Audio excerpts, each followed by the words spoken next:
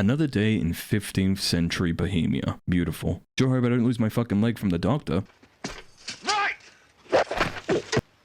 Right, I'll do you for that. You what? Welcome back to the channel, everybody. Hope you're doing well today. In a couple days now, the newest game from the Kingdome Come series, Kingdome Come Deliverance 2, will be coming out. So with that, I thought, hey, it's finally time, I think, that I check out the original game, Kingdome Come Deliverance, released in 2018 by Warhorse Studios. I'd say better late than never, but this is really doing the deadline. This is like doing homework on the day. I mean, Kingdome Come Deliverance comes out in a few days. Holy shit. Warhorse Studios would be founded in 2011, releasing their first game known as Kingdome Come Deliverance, a medieval open-world RPG with not only a huge focus on historical accuracy, but also a punishing and rewarding game that will test your limits on if you can finish the game in its opening hours alone. Kingdome Come Deliverance is a game I've been wanting to get to and finish for a long time, being put on the back burner until recently, what with Kingdome Come 2 coming out in just a few days.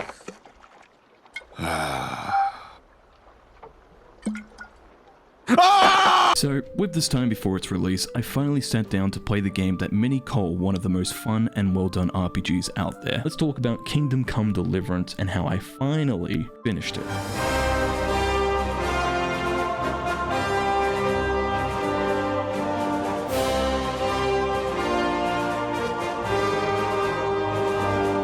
Alright, let's talk about the not important part of this game, and that's the story. Who really cares about an open world video game story? I mean, name one video game that has a good open world story. Red Dead Redemption 2 doesn't count. GTA 5 doesn't count. All of your opinions are wrong. Let's just get through Alright, let's actually get serious here. The story of Kingdome Come Deliverance is a quick one to explain. Set in 1403 Bohemia, you play Henry, son of a blacksmith, who, after spending the opening talking to his father about wanting to explore the world and leave his village, is given the quickest way to do that when his village is raided and everyone he knows and loves is slaughtered in front of him, including his mother and father. That's one way to get someone to go outside. Damn! You look confused, boy!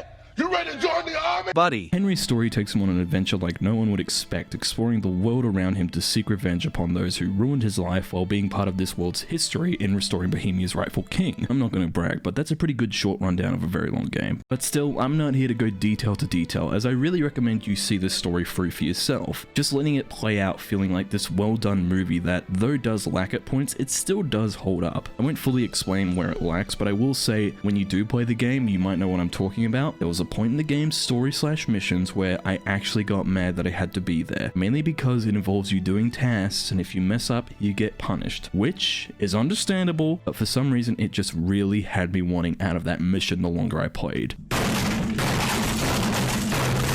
Maybe in a second playthrough I may appreciate it more, but at this time I just hated that whole section. I don't know what it was, it just ruined my whole mood. Aside from that though, the game's story is still pretty darn good throughout, but the main plot itself does feel like it takes a backseat once you arrive to the main open world, as you start focusing on helping Sir Radzig and the world you live in stay in peace and not at war, as you try to figure out why there's a ton more bandits and humans lately who are really being a problem, including situations of plague, raids, murder, and general kidnapping. The thing I truly enjoy is the game's versatility for the story. It's not anything crazy for choices matter, but you can go about most tasks in different situations, whether through talking, running in and fighting, probably the worst option, or just slowly but surely getting the task done at night as everyone sleeps and you just get in there like a thief in the night, and I really do enjoy that. I also really enjoy doing the optional stuff to each story mission also, as though they say it is optional, you should do it, as it adds more to a story I really wanted to know more about. Aside from the story, the characters as well are also important to bring up, and for most of the time these characters are pretty decent, Henry being your standout main character who really feels like a fish out of water, until you of course improve him over time through the game's leveling and general story. Feeling very Assassin's Creed 2 Ezio, going from a young and confused man to a master assassin. There's also characters like Sir Radzig, the man you'll be talking to through most of the game, as you are his soldier on the ground for every mission, and it kind of felt funny to me that most missions were Sir Radzig going kind of like, damn, these bandits are really bad, huh, Henry? Say, you wouldn't happen to be open to taking on an entire conspiracy for me, would you?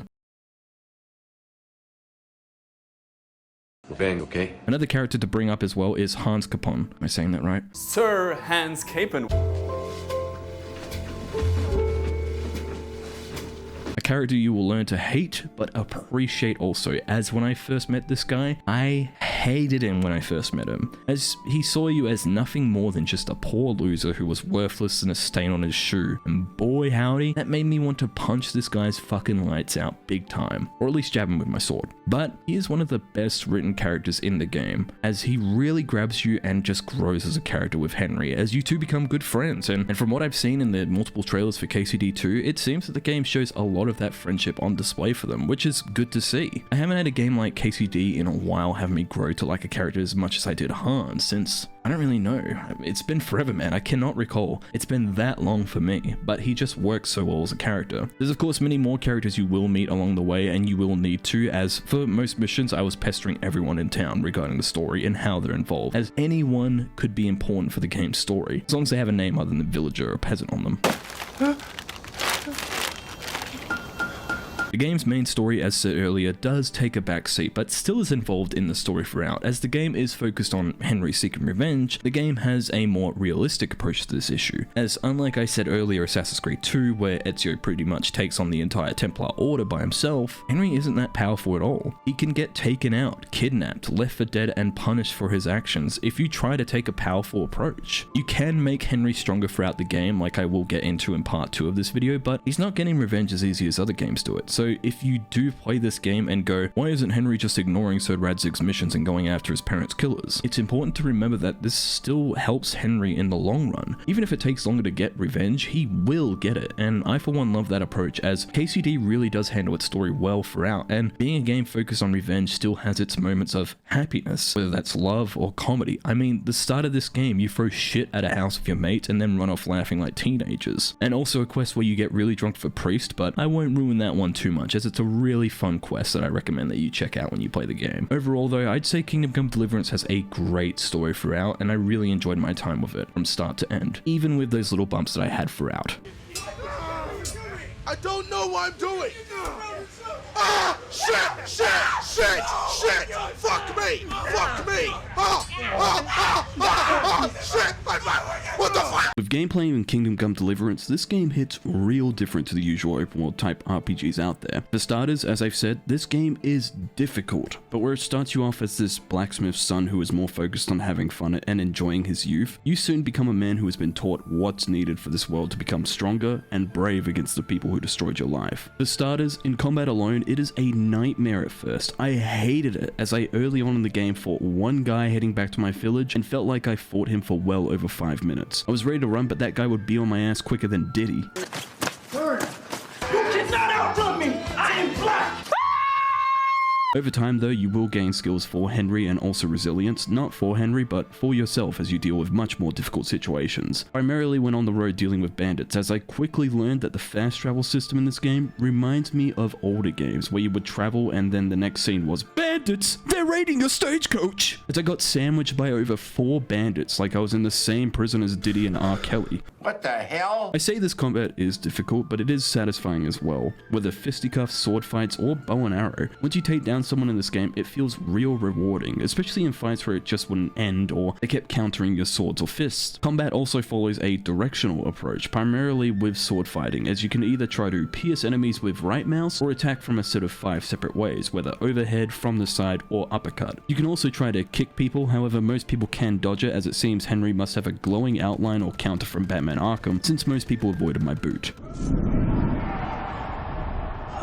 Another difficulty to the game is 2 stealth mechanics, being pickpocketing and lockpicking. To start things off, pickpocketing, it's all fine and dandy, and even lockpicking, just not on console, as lockpicking was the reason I stopped playing years ago. As this game's lockpicking was so awful and confusing for me when it first came out, I up and uninstalled the game, which brings me quickly to recommending you play this game on PC if you can, or Nintendo Switch, for the lols. I'm sure I was just doing something wrong though, as almost immediately on PC I got it right away, but when me and my friends couldn't do it, I immediately thought something was up with the game on the Xbox. Thankfully though, it works on PC, though I'm unsure if controller would still be hard, but I do wonder if Kingdome Come 2 has done anything for the lockpicking, or maybe I was a minor minority on controller, who really knows. Previously I spoke of the game's open world and bandits, and of course I can't not talk about the open world, as I love how not massive the game is. This and the Yakuza games have been real treats for me lately, especially with how open world games lately think we want quantity over quality. Kingdome Come has a fantastically well dense dense map that is full of trees and bushes I can't walk through, and cities that are great to also walk slowly and so my FPS doesn't drop to 10 FPS. I joke, but we'll get to stability for this game next. The world is great though, and I love its sound design from walking to horseback as it plays grand medieval music that just reminds me so much of what makes a game like this or the Elder Scrolls Oblivion and Skyrim work, and that is brilliant music. They're great open worlds, all three of these games, but if we didn't have music like Skyrim does when traveling to Whiterun for the first time, would it really have been as memorable? I don't think so. And Kingdom Come deserves a crown for its work in this department, although I will have to get the crowns ordered in since I'm out of them. So for now, here's a Burger King crown for now. Hope that's okay. As usual for games like this, there's also a dialogue system that can include things like just talking to people to get to know them, but also speech paths, as you can persuade a person through speech checks where you can either be sad, sweet, or threatening to them. But like the combat though, at first you aren't going to get far in speech checks, since most people will push you down immediately when you even try to beg at their knees to let you out of the castle you're in. So you better be ready to either haggle with money or find another way of solving your problems. Of course, the more you try speech and haggling with people, you will increase Henry's skills in this over time, being able to just get through almost anyone, especially those nosy guards who request to look through my stolen, I mean earned goods. Why yes officer, I did pay for those 99 carats in inventory. Why do you ask? Gameplay, if I were to sum it up in one word for Kingdom, would be,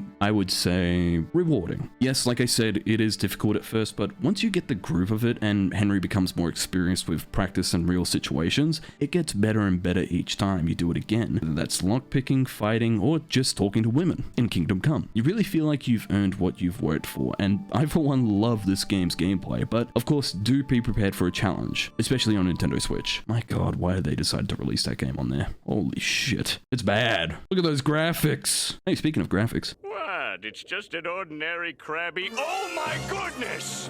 Kingdom Come is made with the Cry engine. My voice just broke. Kingdom Come is made with the Cry engine, the same engine used on games like Prey, Crysis, Hunt, Rise Son of Rome, Far Cry OG, and many more games that would make this video longer than it needs to be for this part. Once again, I'm reviewing this game on a PC that definitely would be able to handle a game like this. Or so I thought. From what I've heard, this game was well known back on release to be a mess from not just bugs but also stability in general for this game. As the game is 6 years old now, you would think this game would run like butter, especially on newer hardware. Boy was I wrong. For my first hour, I was unable to get through a single cutscene and needed to just skip it entirely, but that left me needing to solve this as I was missing out on the game's big time cutscenes, which required me to search for mods, YouTube videos, and even Reddit.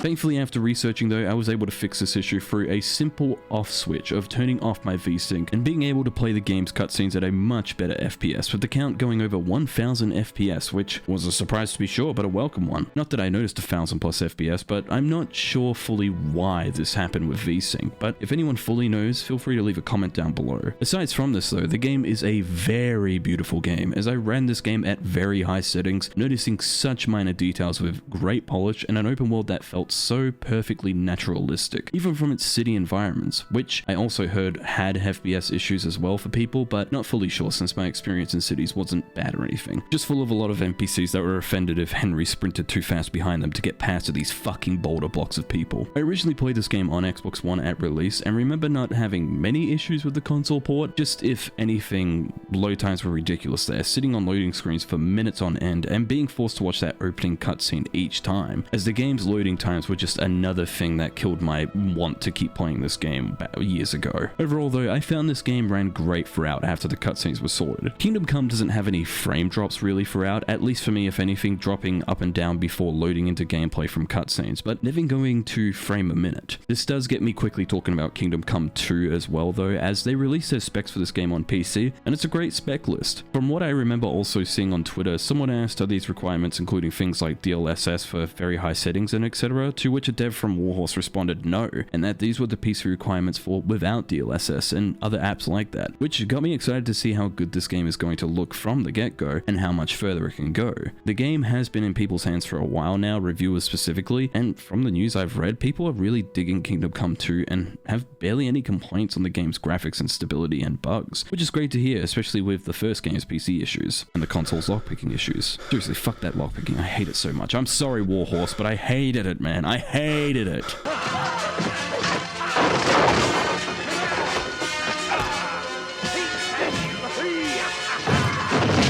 wrap things up for this review, I think if there's anything I can say to conclude this review is that I can't believe it took me this long to play it. I blame myself and my backlog for this, but I'm just glad that I finally did play the game more properly this time. And not only that, but finish it. This game truly was so special, and to think this game started out as a Kickstarter and flourished into this game that so many people are into and love is just fantastic to see. And I'm very excited to see where Kingdom Come 2 goes from story, gameplay, and definitely stability on PC. But as I said, I'm sure 2 will be coming out very well, especially since reviewers have had the game for roughly a month now for preview and review. Honestly, that's crazy. You never hear that, at least anymore. Kingdom Come Deliverance 1 was a damn fun time throughout, and even with its start that can be difficult, you'll soon be in it for the long haul like I did. And trust me, it's worth that time to see why everyone is such a fan of the game. It feels good to be able to say this. I finally finished Kingdom Come Deliverance. I hope you all enjoyed this review, and I also hope I was able to get this review out before Kingdom Come 2 releases. We'll see.